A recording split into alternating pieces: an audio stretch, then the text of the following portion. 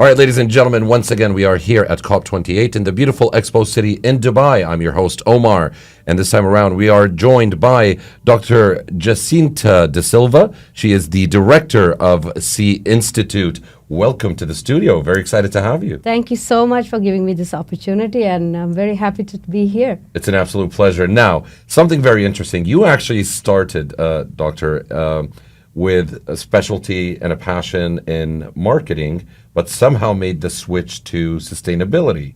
Right. Why is that? Are you that passionate about it?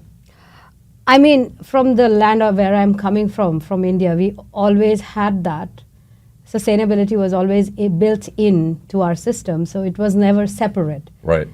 But when I came to the UAE, I realized that that was not the case at the time when I was here in 2006. So when I finished my PhD and I realized that there is a potential in sustainability, I started my research, particularly in plastic. I was quite intrigued by the whole concept of a lot of plastic waste around here, and we did not have any solution at that point of time. So we identified, so my students in a previous university and we did a project on how much plastic waste was generated at that point of time, what can be the solution that can come out of plastic. Plastic, is it really a problem? Can we convert that into revenue? So those were some of the aspects which are quite intriguing, and then I went into that particular journey, and I have been there so far. We've done lots of different research related to built environment sector. Recently, my paper got published in a journal called Sustainability, which focused on COP26, COP27 recommendations in the built environment sector. So a little bit about what is built environment sector is that it focuses on everything that you build an infrastructure, a community on. So from a developer, it could be an urban planner, it could be a designer, it could be an architect, all of them come together to build all these beautiful places that we have around here. Absolutely. Yeah. So definitely there is a lot of carbon footprint that is generated because of the construction that we have. Are we seeing progress when it comes to construction and sustainability? And if so, how much progress are we seeing? And is there some sort of goal? Do we have targets for where we want to be when it comes, if we're talking industry specific, right? Construction and sustainability. What are the goals that are in place, and are they attached to certain timelines? Fantastic. So that's a great question, firstly. And yes, of course, there has been a lot of progress, particularly in the UAE. If we see there's been a lot of push towards sustainability in particular. But if you see, there are a lot of stakeholders in the construction industry who want to make that move. And if I say our chairman at the Sustainable City, Mr. Faraz Saeed, took the first mover advantage. Of course, it was not easy. There was a lot of challenges because people didn't understand the whole concept of sustainability then. Right. And he wanted to make that change from a regular construction to moving into sustainable construction. So sourcing locally was one of the challenges. Cost was another challenge. Regulations was another challenge as well, because these were the things which were just emerging at that point of time, and you have to go and explain to people what sustainability is and what it will do in the next couple of years was a challenge for him as well. Right. But of course, breaking the barriers, he did get into this whole concept of constructing the whole sustainable city, taking examples from all over the world. And now we today have a sustainable city which is housed by 3,000 residents. Wow. Unbelievable. Yes, and whoever is listening to me, I would welcome them to come to C Institute around and the Sustainable City to have a look at it. You will see that the Sustainable City houses every possible element of sustainability around the community. When we say sustainable city, how sustainable is it truly? Okay, good. I'm glad you asked me that question. So basically, when we say sustainability, it's a broad topic, right? It doesn't end on one note. Sure. So it does have to focus on a lot of aspects. So in the sustainable city, we focused on 6 elements. Okay, That's our DNA. And that's called as FEW, which is an acronym for food, energy, water, mobility, waste, and materials.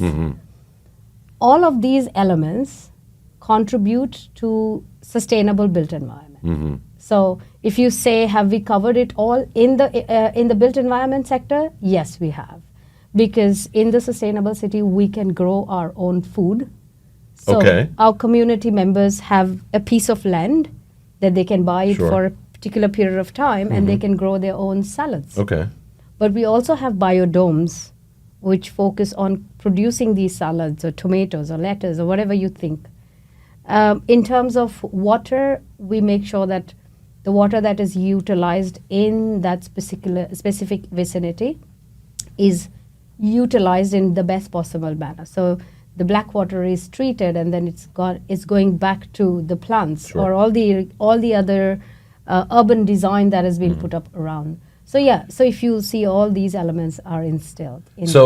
Just very curious, I've seen certain areas and neighborhoods where people do grow their own food. Absolutely. How much of that, or how much of the food produced there, percentage-wise, goes into the actual consumption? So does it fulfill 10%, 5%, 50% of the actual consumption of the residents? Okay, great.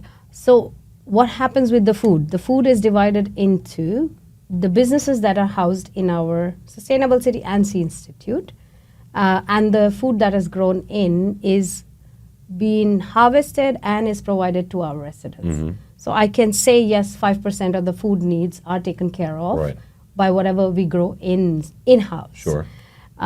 One such example is in the Sea Institute, we have something called as a container with vertical farming, and we partnered with Alaska Live. So they have their own lettuce farm, and every 3 weeks we have the harvest, and all of the employees get the salads. That is absolutely amazing. Now, today is obviously Youth and Skills Day here at COP28. Is there any sort of direct ties between the Sea Institute in terms of educating and teaching the youth, since we're talking about youth today, about the future of sustainability? What sort of initiatives do you guys have in place for that? Perfect. Okay, so Sea Institute is hub for research and education. So that sums it all, because we really are passionate about educating the world. And our chairman, again, going back to his philosophy or thought process, is whatever lessons that we have learned while constructing the sustainable city, we want to impart that to the youth, to the engineers, to all those urban planners, architects who are going to construct the future built environment. We're going to construct everything that you see here. So we do have our education program. It's a professional education program which provides around 40 odd number of courses in, of course, built environment sector, which is the main focus from our end, but we also focus on circular economy. We focus on waste-related workshops or any other knowledge which requires all those 6 elements that I mentioned, FEW. We offer courses on that. We have a research center where we invite interns from universities who work with us on different research topics. And then there are a lot of other things. Oh, one very important element that I would like to add is our Badayat program, the incubation center. So that definitely provides a lot of support to the youth, entrepreneurs who we have seen are lack of knowledge or they lack of direction in particular. So they do have fantastic ideas, but problem is they do not know the know-how or the managing skills or how to get the investment for their projects. So our Badayat Center or the incubation center takes care of that, providing them with lessons right from ideation to the investment phase. And then we nurture them until they're all right to go on their own and take care of themselves. Absolutely. Now, we did touch very briefly on construction sustainability, and one thing that actually comes to mind is something that I became familiar with a couple of years ago, which is called LEED certification. Right. Tell us a little bit more about this LEED certification, because I was absolutely fascinated with it. And I'm trying to understand, why don't we see more of it, or why isn't that becoming a requirement when it comes to construction? Good. Okay. So first of all, what is LEED certification? So if you LEED can clear that up? certification And where is that certification issued from? Is it a local government thing, or is it an international No, thing? it's an international thing. Okay. So what is LEED? LEED is a certification which checks you for all the sustainability aspects, particularly energy. There are separate criterias. You can tick some boxes and you can get the basic level of LEED certification, or you can get a platinum if you have covered all those aspects that the LEED wants you to. Right. Yeah? So that's your first question. Now, what happens, or why people are going towards that trend, is because that generates value. When you have a certificate, it automatically gives you credibility, isn't it? So that's the reason why LEED came into existence. LEED is an international certificate, but we do have some of that kind of certificate here in the UAE. If you've heard about Estidama, Yes. Estidama is one of the pearl rating system, which provides you with pearls or number of points based on how sustainable your building is. And that really adds on to the value of how your building is functioning or contributing to sustainability and climate change. When you say it adds to the value, does that mean that it adds a premium to the actual price? That's a good point or observation, I must say. So basically, it's not only the premium, it's the element of cutting down carbon. So we are actually putting in the effort of reducing our carbon emissions. Right. And then, of course, that also adds on to saying to your consumers or whoever is coming to you to say that we have done it. So Right. that's the LEED certificate. Now, going back to what are the challenges, why people do not go back or have this certification if that's the great thing to have, right? Sure. Sustainability doesn't come without challenges. There are a lot of challenges that you face. So for example, if I go back to when Sustainable City was constructed, local support or local produce or materials were challenging. So it becomes the same challenge. Why people can't take a LEED certification is because, number one, of course, it's expensive still. You would love to have solar panels or any renewable energy, but again, that comes at a cost. And sometimes you don't know whether your end consumer really wants that and whether they are able to pay that much. So that really, again, adds on to the challenge of having a LEED certification. Wow. Now, once again, back to something that we touched on earlier, what do you see the future of real estate construction versus sustainability being, not just here in the UAE, but maybe the region internationally? Is there anything that we could look forward to in terms of, within this period of time, we expect to achieve the following 1, 2, 3? Great. Okay. So now that we are in COP, and this is COP28, I would like to take back a COP26, COP27. Sure. Because that was the time when the Green Building Council came together with a lot of developers or companies who really were looking for purpose. They wanted to build for purpose. And that's where there was a pledge signed that they will contribute to making buildings more green or construction more green. So looking at the procurement aspect of it or constructing aspect of it, there's a lot of promising that has been done, but COP28, they have actually seen a lot of implementation. So that's good news for all of us, particularly because built environment contributes to 40% of the carbon emissions. So that's a huge negative impact on the planet already.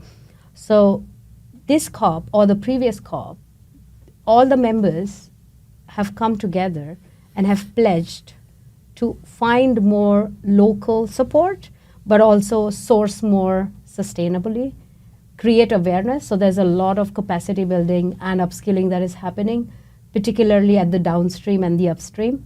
Because at the end of the day, supply chain, where does it come from? It comes from your upstream. If your farmer or if your miner or if Anybody who is going to source you the raw material has no clue about what is sustainability, then definitely we have not reached that path yet. So a lot of construction developers or all of these stakeholders are contributing towards parting that knowledge to these people, helping them to source in the right possible manner. So going forward, the future looks bright, particularly if you look at the past 8 days at COP28. There has been a lot of progress and impactful progress, not just talk about it. So people are working towards, like organizations that have come to us recently, want to really put in a meaningful impact. They just don't want to be associated just because the term sustainability. They actually really want to work on that. Sure. Now, obviously, we know that the UAE and specifically Dubai, the amount of construction that is coming onto the landscape is absolutely astronomical. Yeah. I think I heard something around the neighborhood of 90,000 real estate units being introduced to the real estate market in Dubai alone. Now, how many of the developers, obviously we have some of the large reputable developers, we've got mid-sized and smaller developers, but how many of these developers, let's talk about Dubai, do you think are actually heading in that direction? Are there any particular developers that are quite keen that were maybe involved here at COP28, real estate developers that are playing a part in the future of sustainable construction? Okay, perfect. Okay, so I can't give you all the answers because, again, there are certain things that I'm not allowed to speak about. Sure. But yes, very recently we've talked to Aldar, if I may say. Sure. We are working with them in Abu Dhabi. So we do work on people of similar mindset, and they are into the same mindset as well, like as us. So they're going to be constructing sustainable city in Abu Dhabi. Then we see lots of other partners who are not particularly partnering with us, but over the period of time, we've seen that kind of spillover impact of what sustainable city has done. Sure. So we see that kind of elements coming back on moving towards renewable energy or making it more green or, as you said, making it more sustainable in terms of food or in any other ways. So we do see a lot of game change in the UAE in particular in the construction sector. So you will see going forward the projects would be much more into that direction, source locally, get more EPDs, that is environmental certification for all this material that you source from wherever you have them or bring them. You will see a lot of other stakeholders, particularly investors, if I may want to talk about them. They are looking at how sustainable you are making that project. Right. Yeah. It does make sense. That's a very interesting angle. Exactly. So if we talk about investors, and that's where ESG comes into picture, right? Sure. Environmental social governance aspect. And investor, when he is investing in your project, this is what he is looking at. Absolutely. How much impact are you making? And maybe let me add another point, since it's a youth day today. Our youth, our millennials are entering into the market right now, and you never know. Gen Zs maybe already entering into that space already. They are asking questions. They are asking some serious questions about how sustainable this project is, rather than asking what's the ROI in it for me, which is a game changer in itself, Absolutely. right? So if I may say, I have seen a couple of young investors on the table not asking for what is in it for me, but how can I contribute to sustainability? Correct. And how are you contributing to sustainability? Correct. Why should I be interested in this project? Not for money, but I want to see how much impact are you making. Absolutely. Yeah. Definitely very interesting, and would love to carry on this conversation. Maybe we can have you join us once again and dig even deeper. Before we wrap things up, Doctor, just wanted to ask, what sort of final message or words would you like to share with our viewers on this platform provided by Trends? So, first of all, thank you so much, Trends, for giving me this opportunity to speak about what I'm passionate about. The message is that we need to live with hope, of course. And sustainability is the hope for the future. But again, we cannot be hopeful until we put in the effort.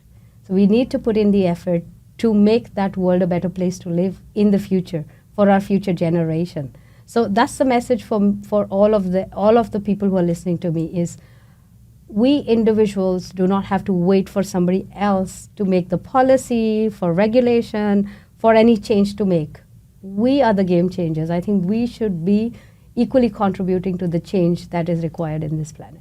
Dr. Jacinta, thank you so much for all the insight that you've provided and the amazing words. And we definitely look forward to having you here once again in the studio. I'm glad. Thank you. I mean, if I make even a small change in the mindset, that means I have done something good. Absolutely. Thank you. Pleasure. There you have it, ladies and gentlemen. That was another episode of Trending Echoes brought to you by Trends Research and Advisory. I was your host, Omar, and be sure to tune in to our next episode coming soon. We'll see you.